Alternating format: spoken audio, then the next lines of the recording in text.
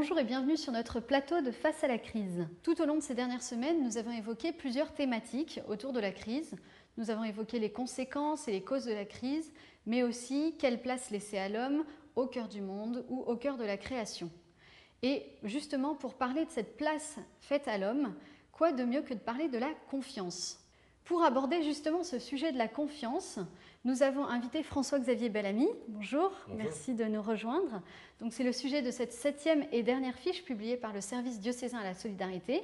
Donc, François-Xavier, vous êtes maire adjoint à la jeunesse et à l'enseignement supérieur de la ville de Versailles, mais vous êtes aussi professeur de philosophie en lycée et en classe préparatoire.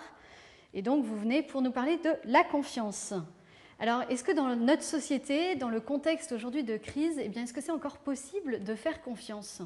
Est-ce que c'est possible ? C'est vrai qu'on vit dans une société de la défiance et de l'inquiétude. Vous avez parlé de la crise et vous avez eu bien raison d'en parler parce que c'est le sujet qui nous préoccupe le plus aujourd'hui.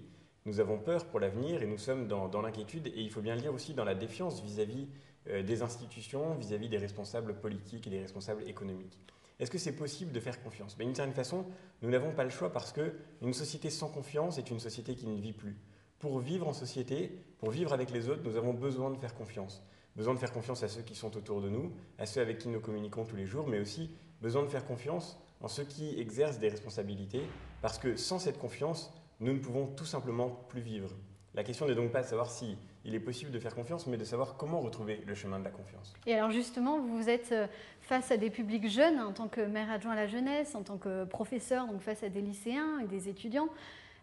Comment vous faites passer ce message ? Comment vous transmettez cette confiance ? Comment vous aidez les jeunes à faire confiance dans différents domaines, la politique ou plein d'autres domaines de la vie ? Je pense que la première chose qui peut susciter la confiance, et d'ailleurs la chose essentielle, c'est la vérité.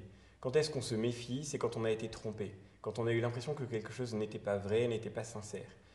Et pour qu'il y ait confiance, il faut mériter cette confiance. Cette confiance, elle se mérite par la vérité, par une grande exigence de vérité.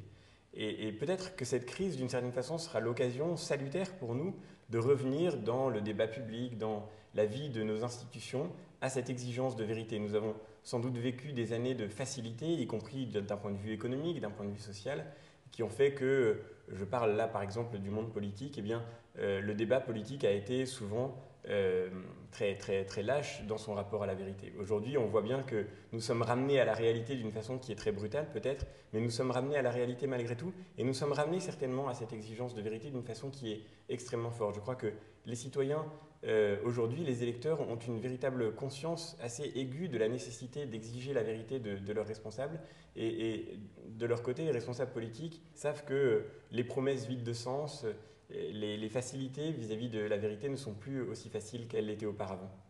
Alors face aux jeunes, c'est cette exigence de vérité qui va les pousser à risquer la confiance ? Exactement, et c'est exactement le terme. Je pense que la confiance est toujours d'une certaine façon un risque.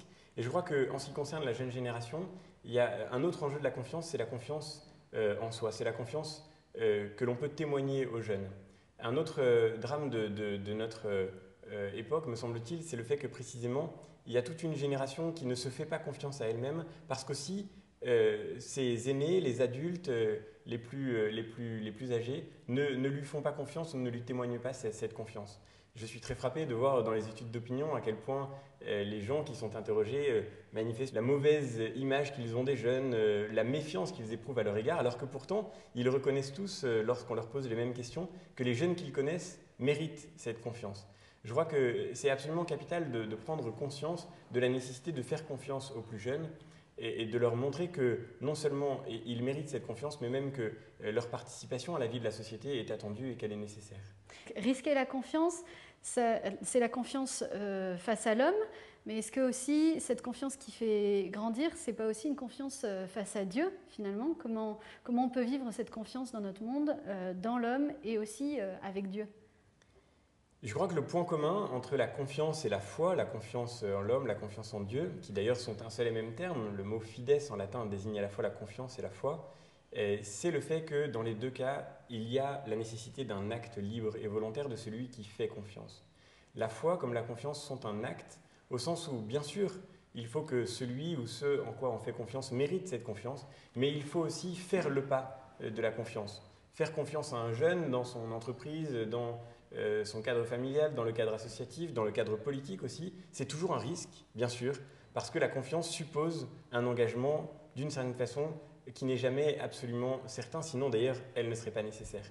Il faut donc faire le pas de la confiance, et c'est vrai aussi bien de la foi qui suppose de faire le pas que de la confiance en l'homme, de la confiance en l'autre et de la confiance en soi-même. François-Xavier Bellamy, merci beaucoup de nous avoir rejoints et de nous avoir parlé de ce thème de la confiance et de l'audace que nous avons tous à prendre dans la confiance. Nous arrivons à la fin de notre série de plateaux face à la crise. Vous pourrez retrouver toutes les vidéos sur notre site internet www.catholique78.fr ainsi que toutes les fiches qui ont été publiées par le service diocésain à la solidarité. Merci de nous avoir suivis tout au long de ces plateaux et à très bientôt.